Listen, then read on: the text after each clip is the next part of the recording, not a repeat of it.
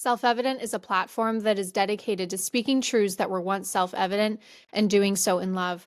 Hey guys, welcome back to another episode. Can Trump fix the birth rate? If you've been paying attention to the news or any other political commentator or cultural commentator, you will have seen that the birth rate is a very heavy topic of conversation currently, particularly because our current replacement rate for children in the United States is actually below replacement rate. We're at 1.62 children per family, and this is according to the government website, Congressional Budget Office. I will, of course, link all these sources below.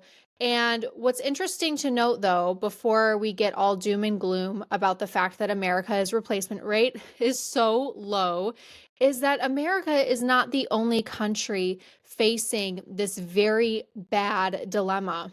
We have Japan, South Korea, Australia, Russia, Finland. They're all experiencing the exact same thing. All these countries, including America, are facing the very real dilemma of how do we keep our societies flourishing? How do we keep our societies functioning if we don't have enough people? Like I said, our replacement rate for children is actually below replacement rate. Our birth rate is 1.62 children per family. You need at least two to just replace. But obviously, for a society to flourish, you need a net gain of children. You need over two children per family. And so all of these countries, including America, are kind of scratching their heads of what can we do to incentivize people to have more children. And the Trump administration is jumping on this thinking as well, because the Trump administration, like all these other administrations around the world, recognize that without enough people to occupy and contribute to a country, both economically, financially, relationally, with the talents that you're given, the jobs that you have, you will eventually not have a country. That's just how it goes. And so with this ominous reality in mind, the Trump administration, like I said, has dedicated itself to brainstorming programs and policies that would both incentivize families to have children and reward larger families. And these are what the policies are being talked about. Like I said, nothing has been implemented. This is all in the brainstorming stage, I guess you could say. But one of the policies that's being talked about is reserving nearly 1/3 of government-funded Fulbright scholarships for applicants who are either married or already have children.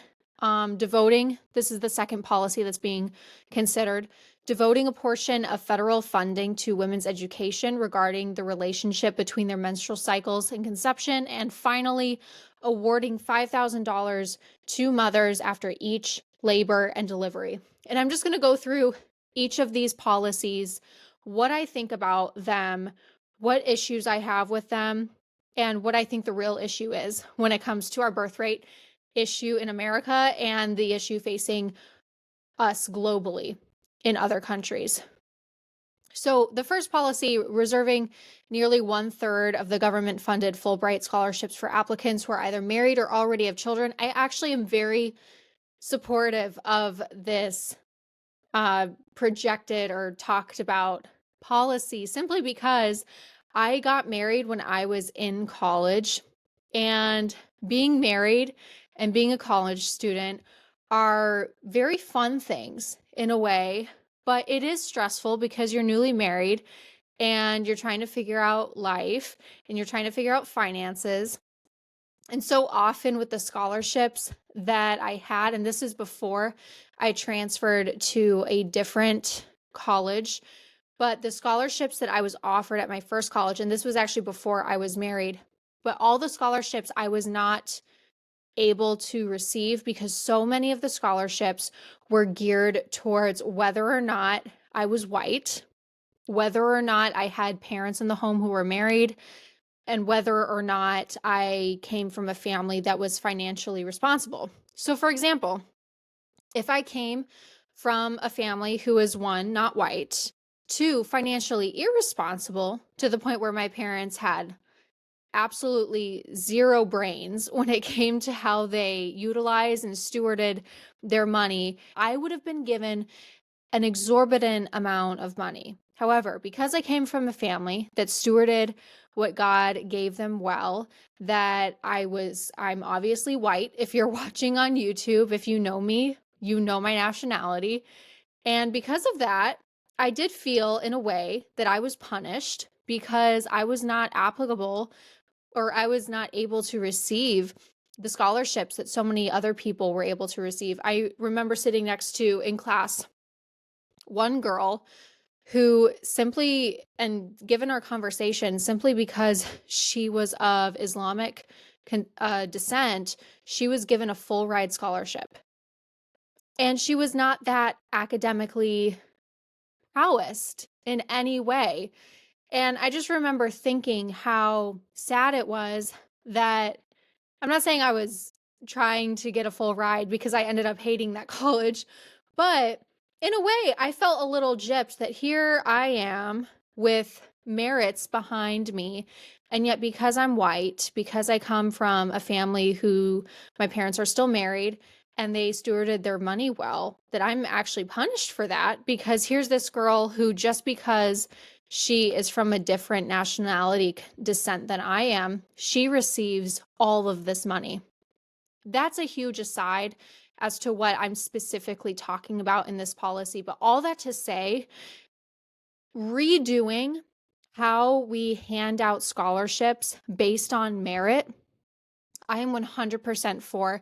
And I believe that does include whether or not you are married and whether or not you have children, that instead of being punished for that financially, that one or both spouses are still in school and maybe you have a baby on the way, or maybe you already have kids, maybe they're older, whatever the case may be, there should be more money reserved for you specifically in your situation than should be reserved for other people's situations. So, all that to say, this policy specifically, I am personally in favor of. That might change if other things come out with this brainstorming process. Obviously, this is all the information that we have right now that people are talking about.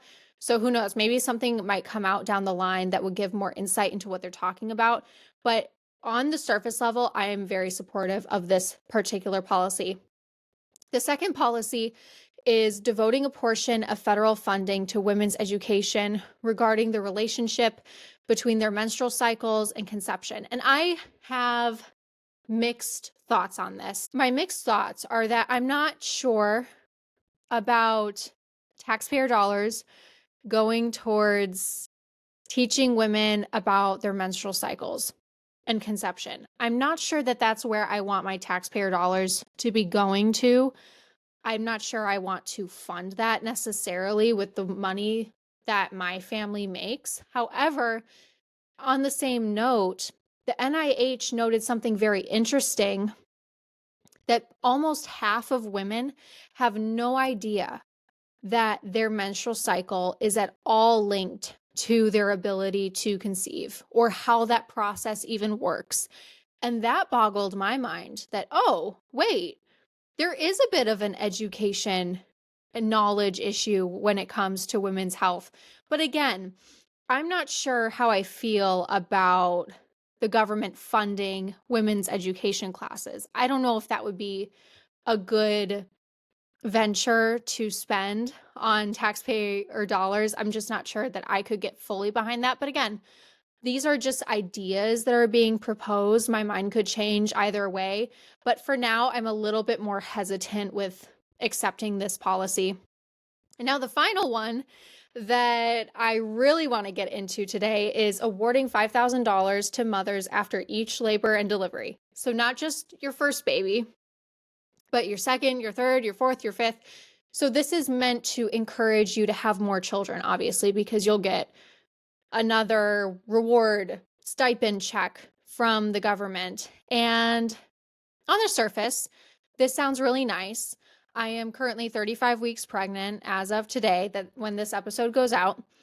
And I'm obviously going to be getting ready to give birth in the next month. And the idea of receiving $5,000 for that, I have to be honest, is kind of nice.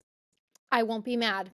I won't send it back. I'll keep it. However, this is what I don't like about this policy, is this reminds me very strongly of the welfare program. And I grew up in the city of Chicago, and the welfare program is very alive and well in cities such as Chicago, New York, LA, San Francisco.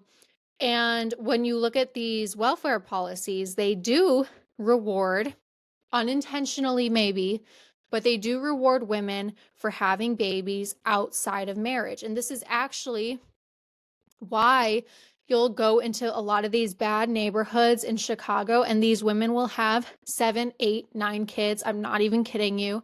I've talked to police officers who have given their firsthand testimony to me about the welfare program and how it works in the inner city.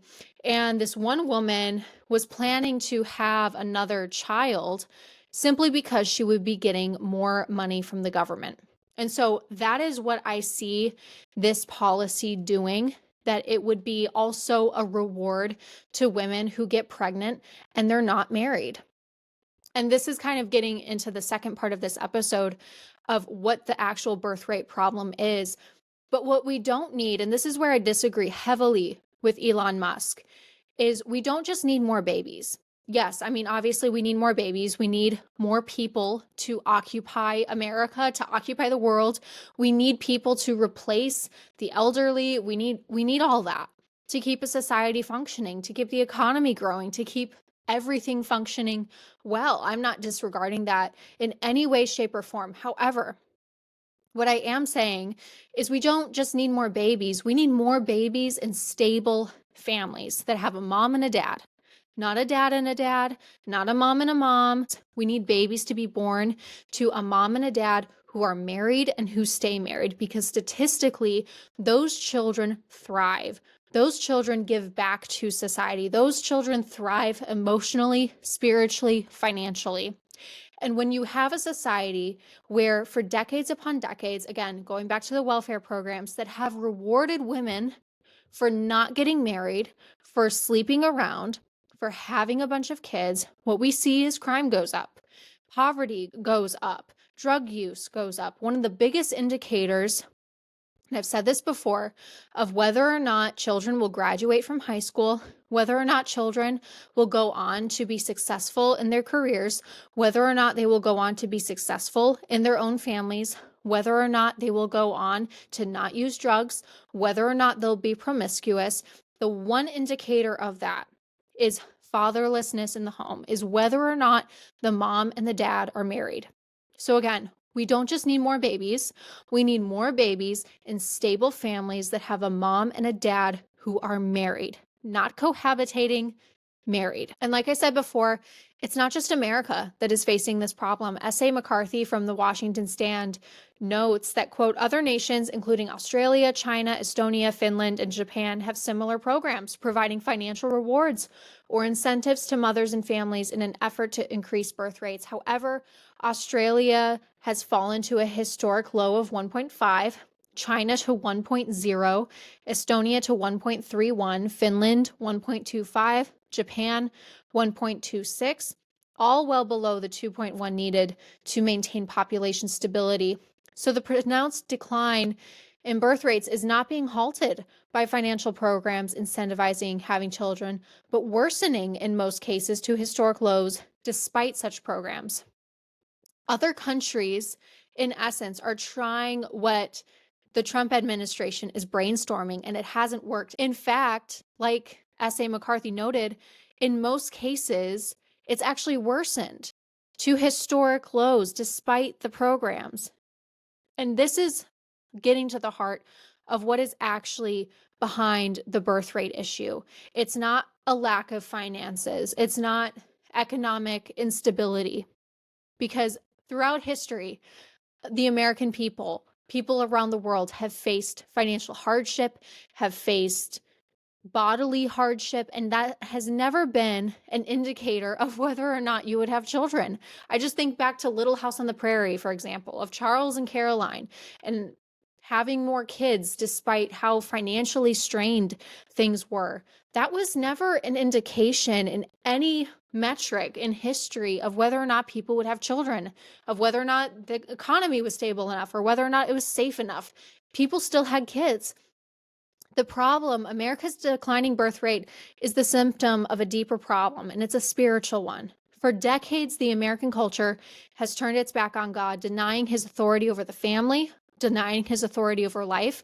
We have rampant abortion, especially in the state of Illinois, up to 40 weeks that you can abort your baby, which is absolutely despicable to even think about. We have transgender ideology. We have gay marriage. We have gay couples adopting kids. We have completely lost and abandoned and declined to follow God's design for the family. And we wonder why the family falls apart.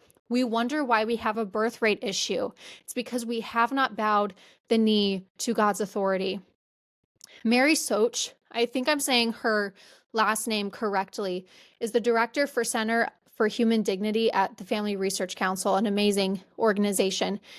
And she commented to the Washington Stand something very interesting, and I just want to read it for you before we close. Quote, "It seems to me that people aren't having children because of a plethora of other reasons. Providing funding for restorative reproductive medicine so that couples can find and fix the root cause of their infertility would be a great start.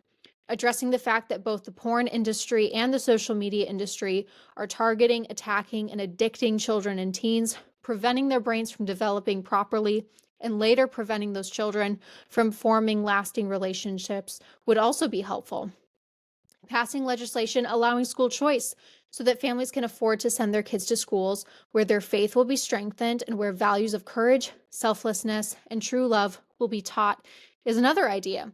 And I think those policy propositions from Mary Soch are actually much better than the propositions of the Trump administration so far. That we need to address what's actually going on. And I would go a step farther than her to say we need to get rid of gay marriage. We need to get rid of the ability of transgender couples, of gay couples, homosexual couples to be able to adopt children. That needs to not be allowed. We need to address social media, how prevalent even pornography is on social media. We need to have better restrictions for that.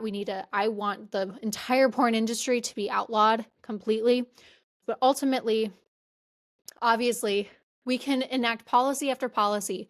We can get rid of abortion. We can get rid of gay marriage. We can get rid of the porn industry. We can get rid of all these things.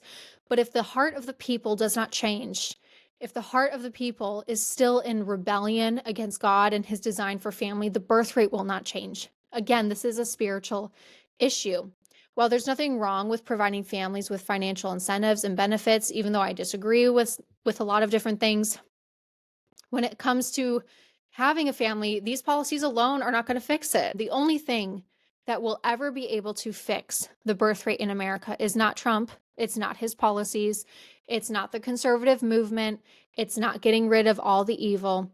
It is a return to the God of the Bible. It is repentance from our sin, from our rebellion against him, from our denial of how he ordered and designed the world as a nation. And it is a return to his perfect design and intention for children and the family. That is the only thing that will fix our declining birth rate. All right, guys, I hope you enjoyed this episode. And until next time, let us firmly rely on the protection of divine providence. This is self-evident.